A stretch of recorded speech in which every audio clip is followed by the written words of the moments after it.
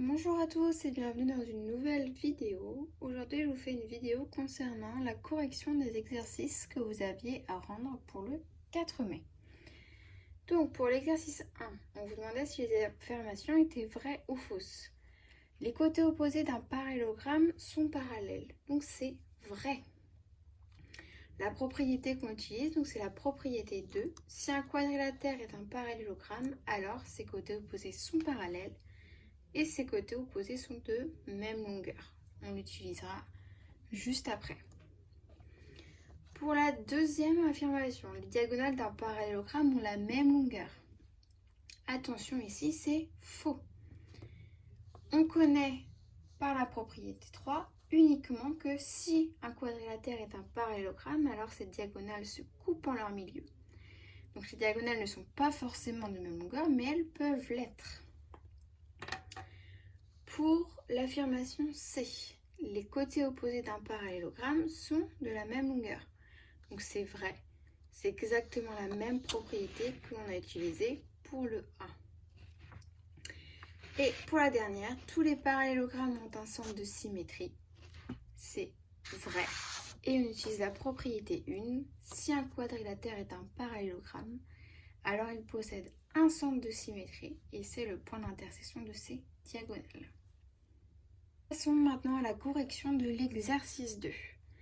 Dans cet exercice, on a une figure et on vous demande de placer le point C pour que ce quadrilatère soit un parallélogramme. Donc, pour construire, on va utiliser dans un premier temps une règle, peu importe, pour tracer le segment AB de 4 cm. Donc ici, on a notre segment AB. On vous demande de tracer un angle de 50 degrés au point A. On compose notre rapporteur, 50 degrés. On a donc la demi-droite AD.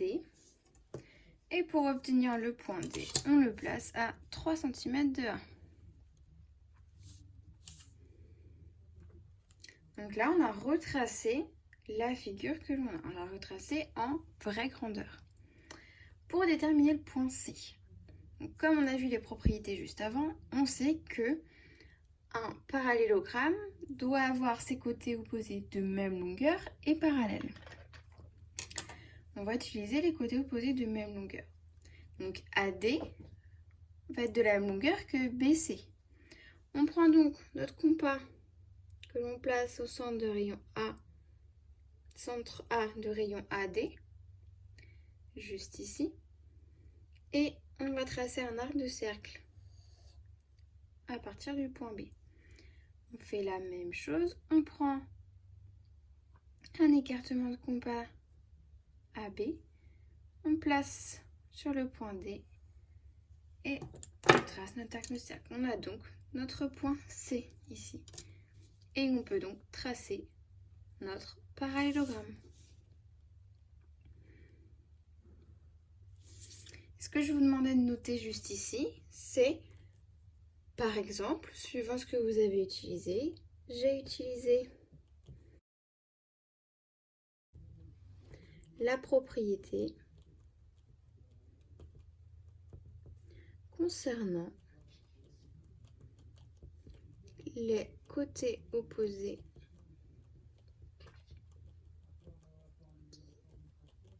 sont de même longueur.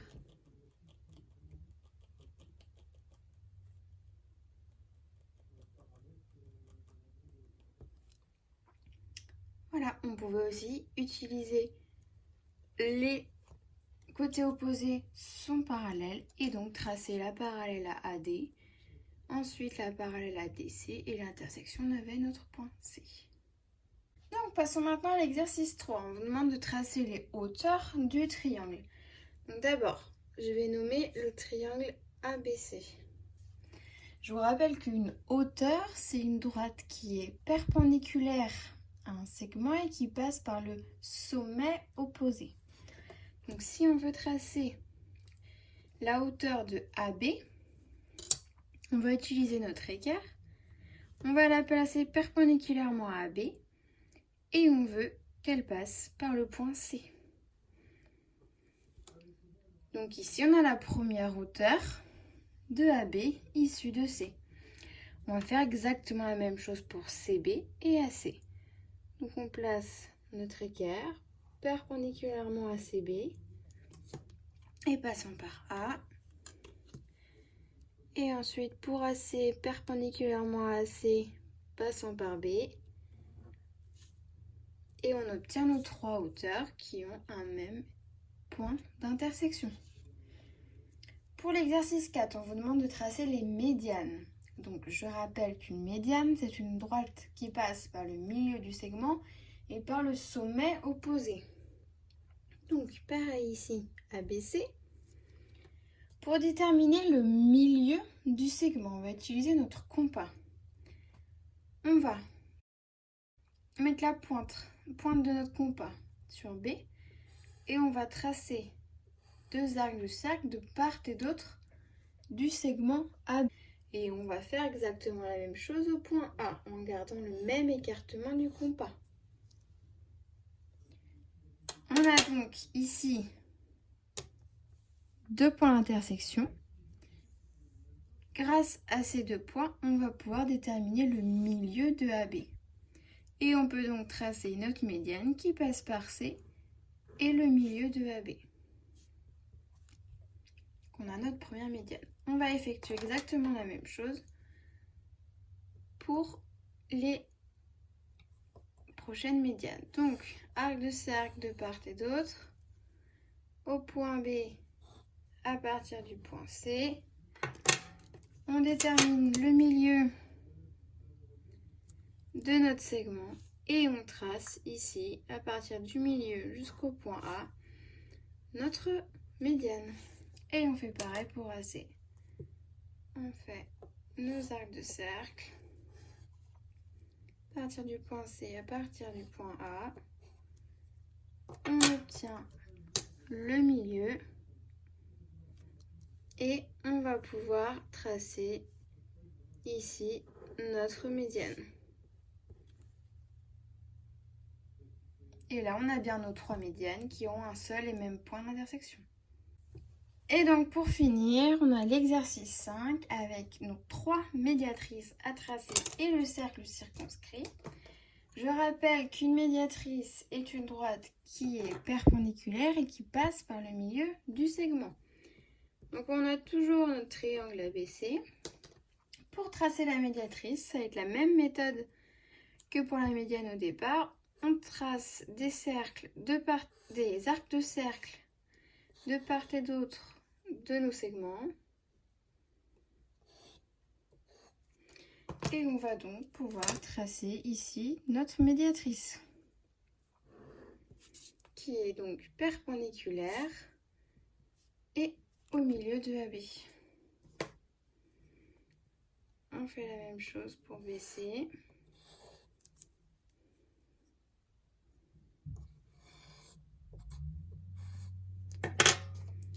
On trace notre médiatrice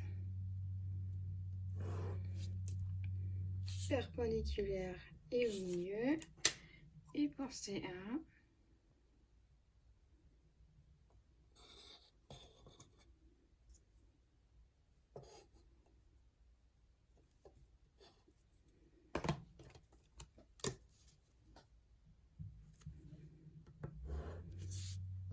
on a donc ici nos trois médiatrices.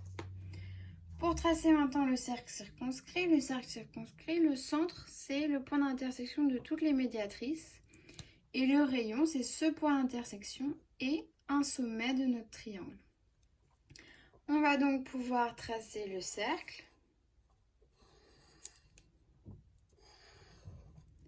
Et on vérifie que ce cercle passe bien par tous les sommets, plus ou moins, de notre triangle.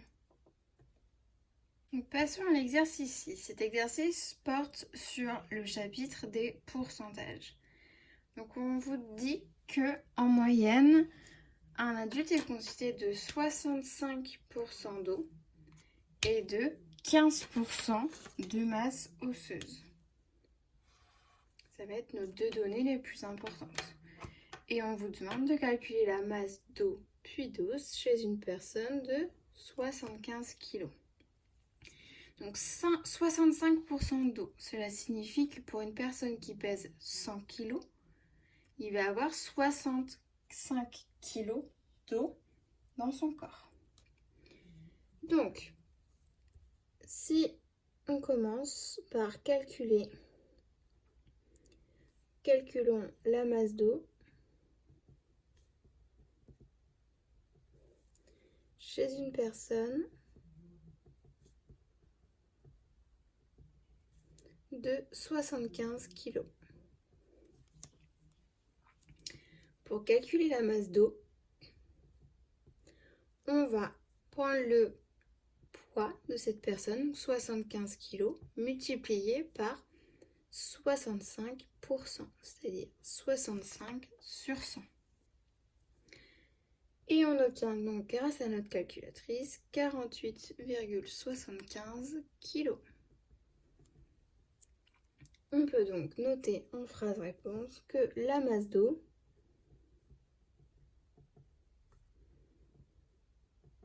chez une personne de 75 kg est de 48,75 kg. Vous pouvez aussi, si vous êtes plus à l'aise, tracer un tableau de proportionnalité avec la masse d'eau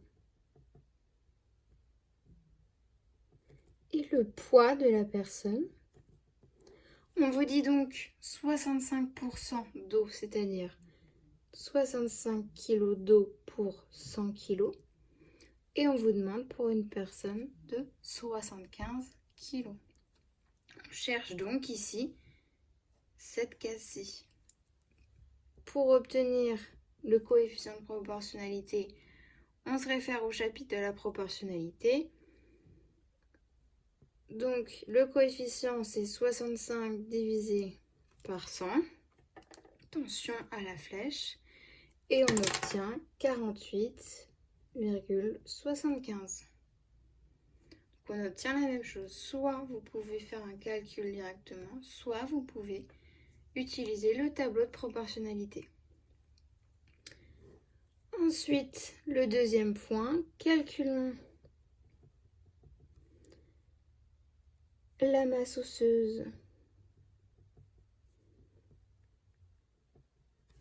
Donc pour calculer la masse osseuse, on fait les mêmes calculs, on utilise le tableau de proportionnalité, donc 75 multiplié par 15 sur 100 et on obtient 11,25 kg. On n'oublie pas la phrase de conclusion. La masse osseuse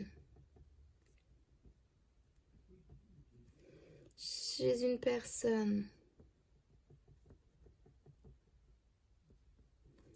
de 75 kg est de 11,25 kg.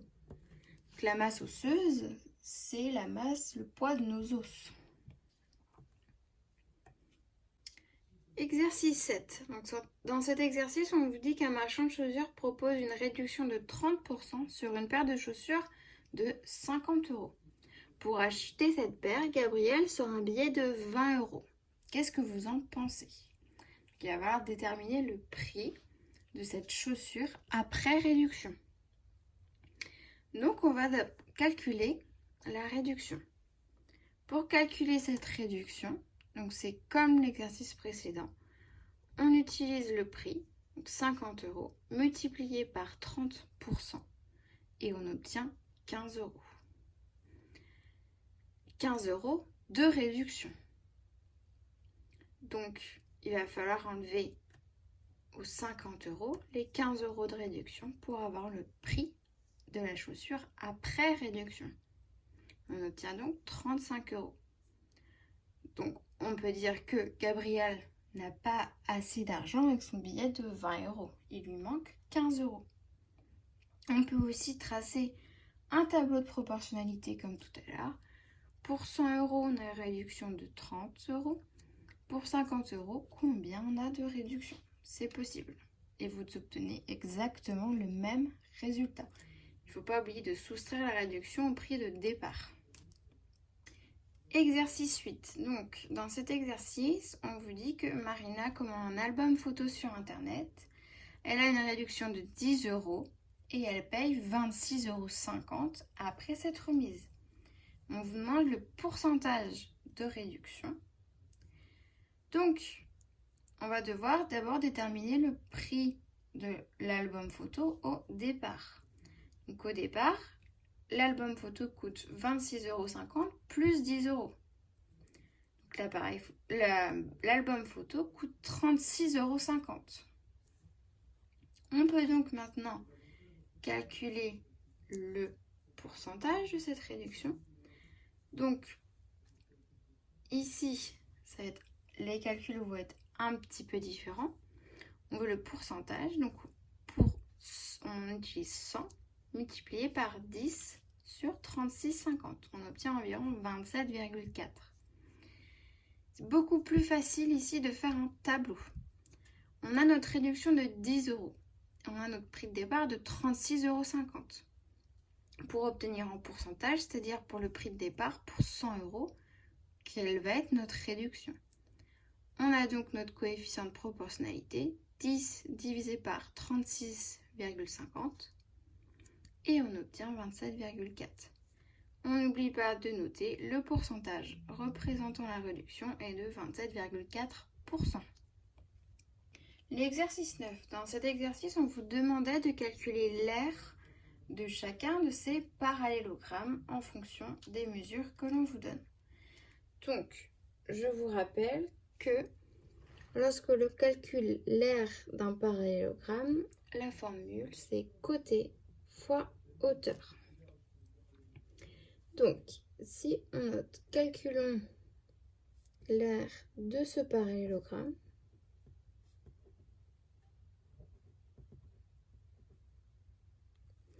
donc A est égal à côté fois hauteur.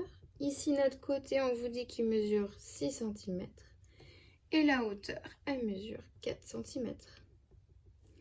On a donc l'aire qui est égale à 24 cm². Attention à l'unité. Pour le deuxième ici, attention, il y avait un piège. Vous avez ici des décimètres carrés et ici des centimètres carrés. Faites attention, pour calculer l'aire, on doit avoir les deux unités identiques. Donc, calculons l'aire de ce parallélogramme.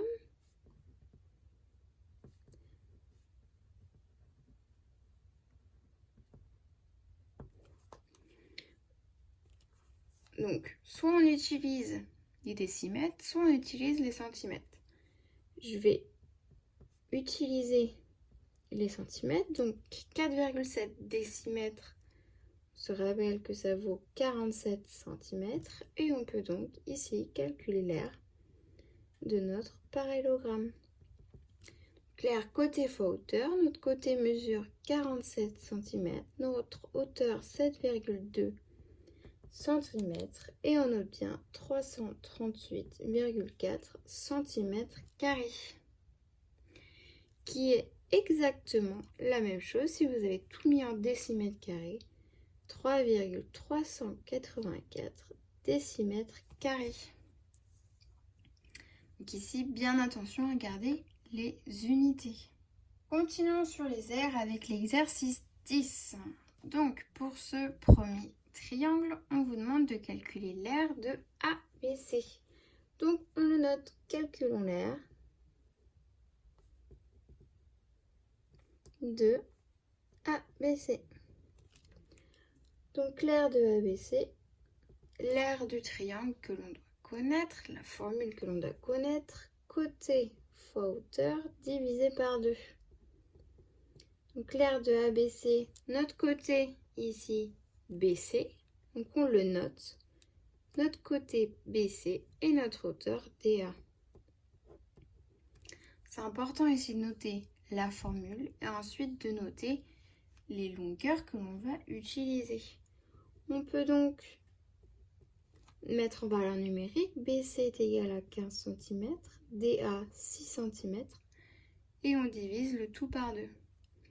On a donc le résultat, l'aire de ABC est égal à 45 cm². Nous avons ici un carré. Un carré, c'est un parallélogramme particulier. Donc, calculons l'aire de EFGH. Donc, l'aire de EFGH, on l'a rappelé tout à l'heure, l'aire d'un parallélogramme côté fois hauteur. Notre côté, donc, ici, peu importe, hein. EF multiplie la hauteur FG. FG est bien la hauteur de EF, il est bien perpendiculaire. Nous avons donc EF qui est égal à 0,9 cm, FG qui vaut exactement la même valeur. Et on a donc 0,9 multiplié par 0,9 et on obtient 0,81 cm². On a bien des centimètres ici. Donc ici, pour la suite de cet exercice 10, nous avons un rectangle. Un rectangle, c'est comme le carré, c'est un parallélogramme particulier. Donc, on va calculer l'aire de IJKL. L'aire de IJKL est égale à côté fois hauteur. Ici, on a notre côté LK ou IJ, peu importe. Donc, on va utiliser IJ. La hauteur MN.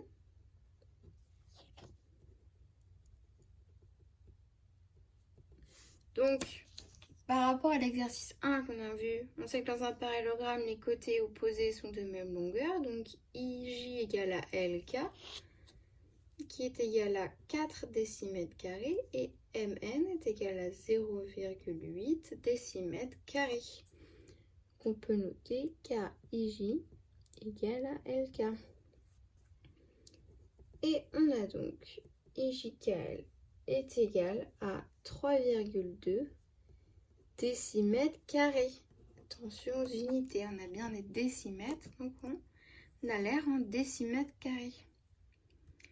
Et pour le dernier, pour notre triangle, on va calculer l'aire de QRP. Donc c'est bien l'aire ici qui est grisée ou qui est en couleur, tout dépend comment vous avez fait l'impression. Et l'aire de QRP est égale, je rappelle la formule côté fois hauteur divisé par 2.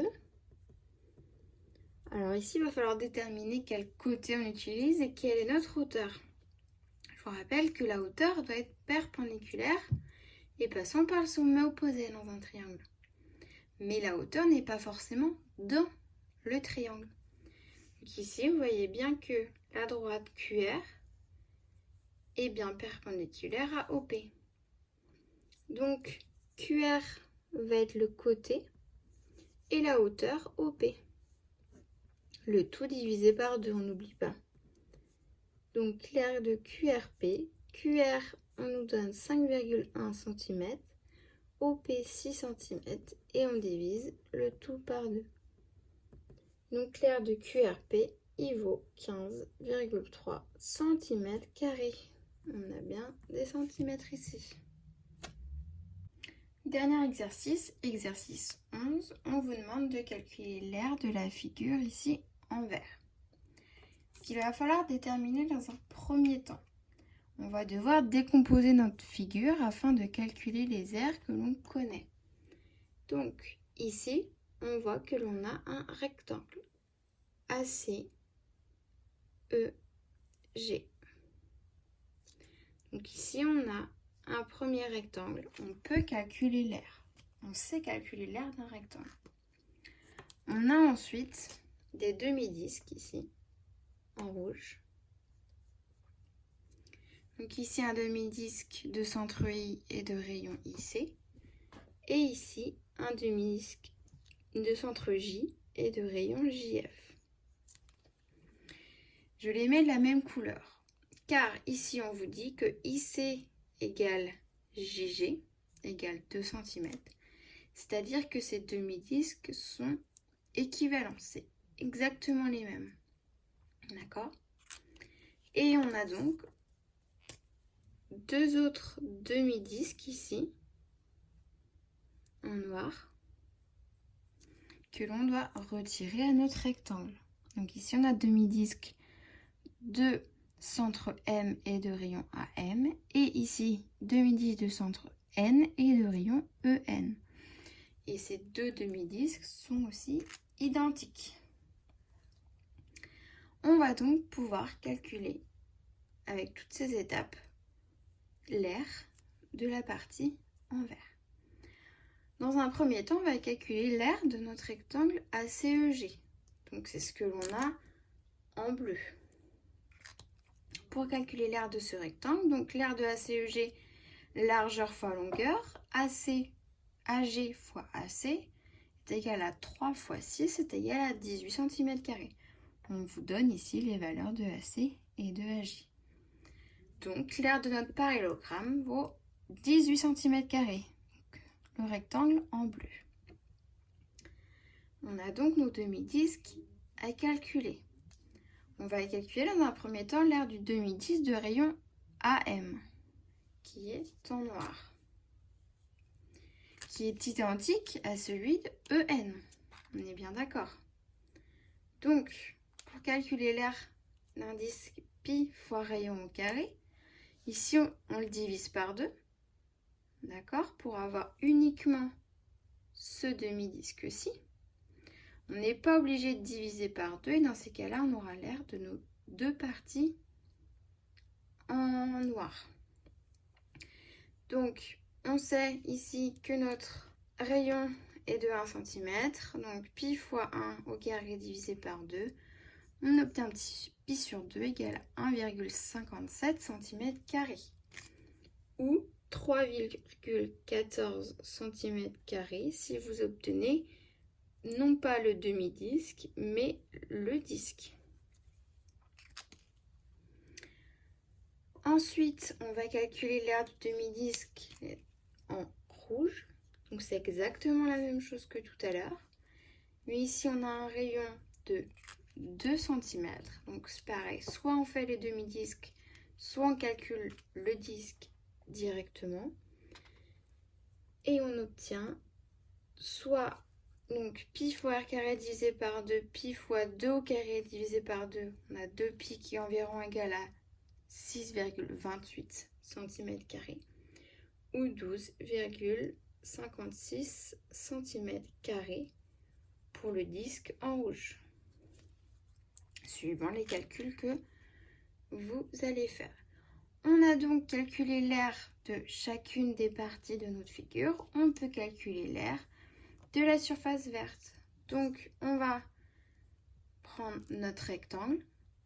On lui enlève les deux demi-disques, donc 2 fois A de AM. Et on ajoute les deux demi-disques en rouge, 2 fois A ici. Si vous n'avez pas calculé demi-disques, mais les disques, on ne multiplie pas par 2. Au final, on doit obtenir la même valeur que l'aire est de 27,42 cm². On n'oublie pas notre phrase de conclusion, donc l'aire de la surface verte est de 27,42 cm².